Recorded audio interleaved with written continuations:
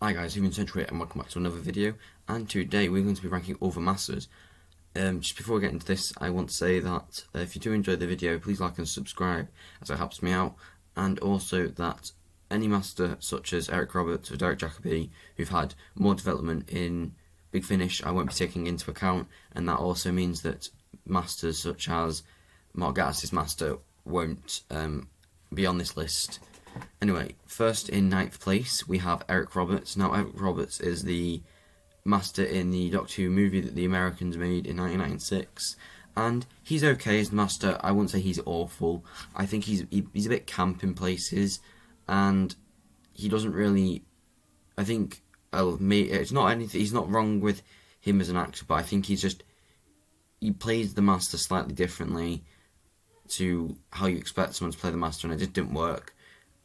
And he maybe hands the master up a little bit, which I didn't really like. Anyway, coming in 8th is Peter Pratt. Now, Peter Pratt is an unfortunate position where he was only in one episode, The Deadly Assassin, which is a great episode, but unfortunately that means that he's only got one episode to go by, and he also was in the unfortunate position where he played the Decayed Master.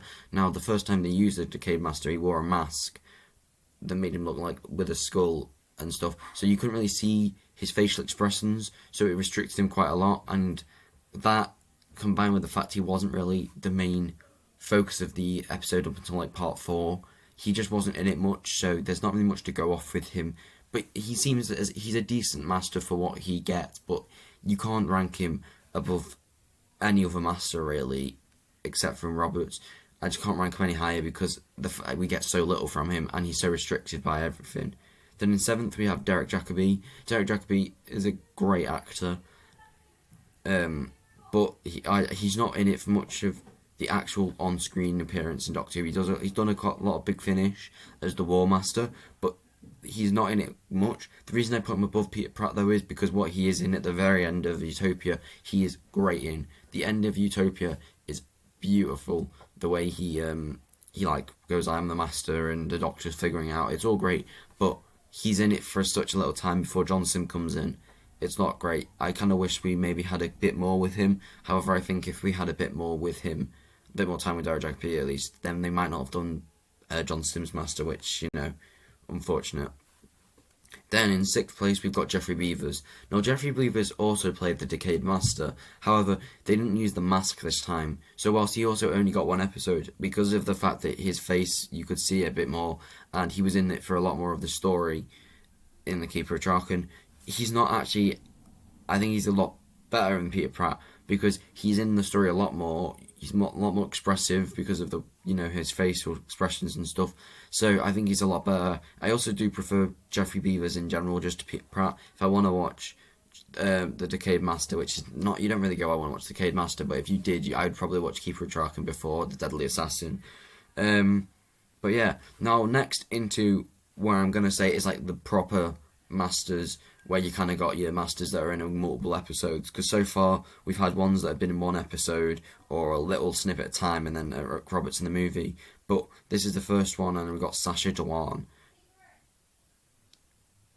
Now, Sasha Dewan's not a bad master.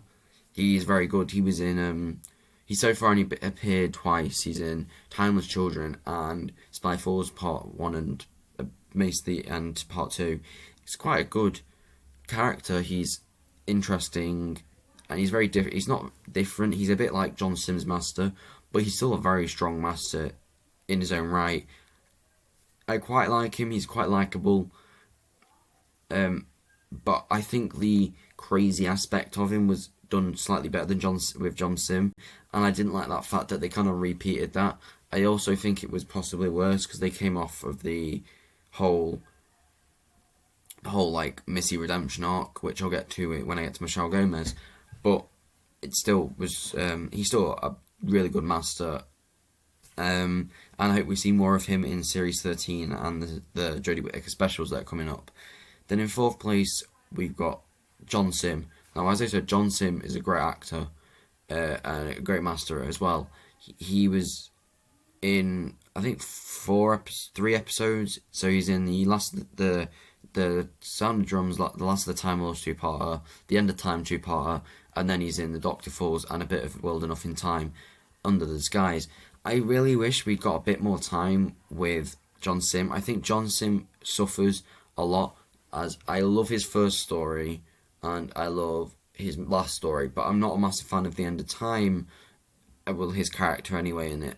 And I think because of that, it means if I'm going to watch one of his, I'm going to watch the Last of the Time Lords and the Sound of Drums, or the Doctor Falls and World Enough in Time. But in the Doctor Falls, you also have Michelle Gomez. So and I'm not a fan of the fact that the Doctor becomes like a weird.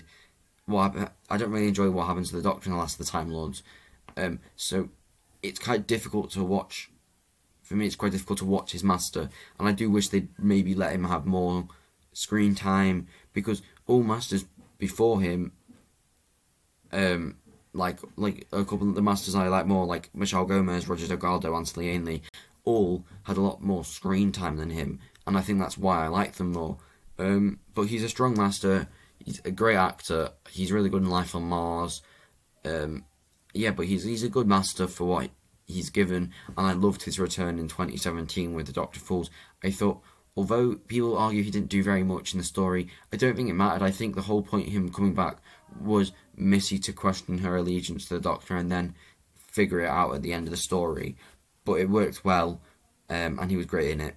Then in third place, we have Michelle Gomez's Missy. Now, Missy's an interesting character because in Series 8 we get hints of her all throughout the series, and then at the end of the series she drops and it finds out that she's the master and she's regenerated into a woman, which is great. I thought that idea, that concept was great, and I thought, unlike Jodie Whittaker, which I've voiced my opinions on, I think it worked quite well. I quite liked her as I liked the female master, because Michelle Gomez played well as her.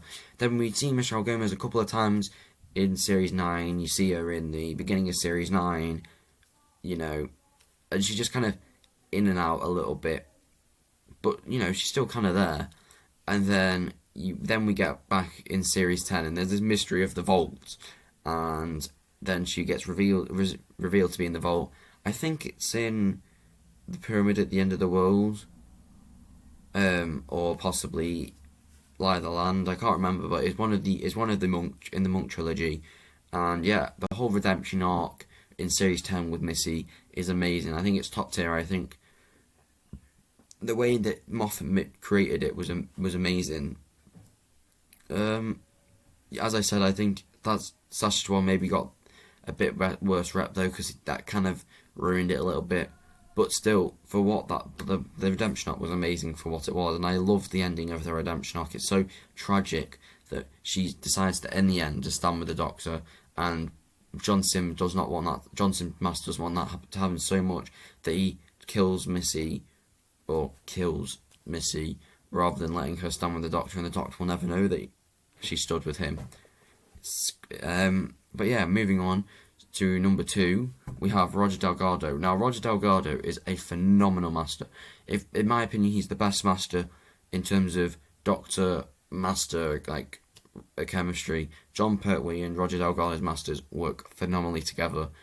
The one reason I will say I'm not a massive fan of Roger Delgado's master, I love him. He's a great master. The one reason I'm not great of him is because I think what he lacked was diversity, in the sense that Anthony Ainley fought off against the 4th, 5th, 6th and 7th Doctor at least once, a couple of times with Peter Davison, and twice with Colin Baker, and once with both Fester McCoy and Tom Baker. So he actually battled across 4 Doctors.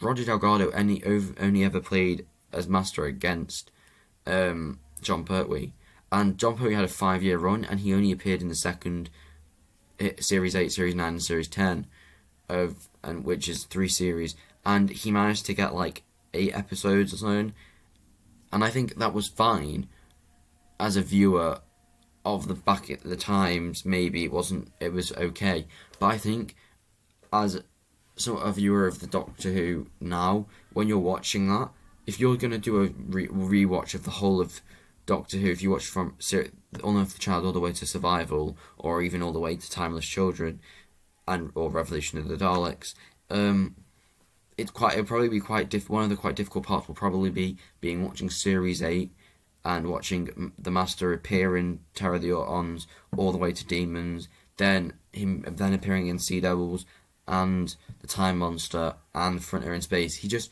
appears quite a lot in the series, which is why, in my opinions, he's up here. But then I think if you want to watch a John Pertwee episode without him in, it's a lot harder to, because while there are more John Pertwee episodes, I still think it lowers him about down to here, because I want to watch a Pertwee episode, and I want it to be about a 4-parter, so not like a 7-parter like in Series 7. But I can't really watch one without the mastering because he's in so many of them. But anyway, in number 1 is my favourite master of all time, Anthony Ainley. Now, a lot of people say Anthony Ainley's just a mid-tier master. He's not amazing. I think they're wrong. Anthony Ainley's a great master. I think him and Tom Baker had great chemistry. I think he was really good with Tom Baker's Doctor. I think with Peter Davison's Doctor, he had slightly less chemistry. I don't think he was as good with Peter Davison's Doctor. I think they wouldn't really gel quite well. But I still think they had some good stories together. I quite like The King's Demons, Planet of Fire is quite good. Castor of Alva's okay. I think, I think when you get to Colin Baker and Professor McCoy era, all of those ones are really good. Mark of the Rani, Survival are banging episodes. I love Ainley in them. He's so good in them. Ainley in Survival is really good. Then the one episode I missed out is the final 2 parts of Trial of a Time Lord, which I hate. But I must admit, the one thing I must say is a redeeming factor of him is probably Ainley's, character. The Master, Ainley's Master in it is actually quite good. I do enjoy his character in it. It's just more or less everything else around the story of part 2. I do quite like the Valios and the Doctor in that one, as I said. But anyway, going back to Ainley's Master, he's just great throughout it. And I think the fact that he does appear in more episodes than Roger Delgado. I think Roger Delgado appears in 8 stories and Ainley appears in 9. But the difference is Ainley appears in 9 stories throughout the whole of the 80s. That's 9 years of him appearing in comparison to 3 years in which Roger Delgado appeared. But yeah, that's just my opinion on all the Masters. I think they're all phenomenal in their own right. But if you have any opinions on it, do comment on it, and if you enjoyed the video, please consider liking and subscribing. But yeah, see ya.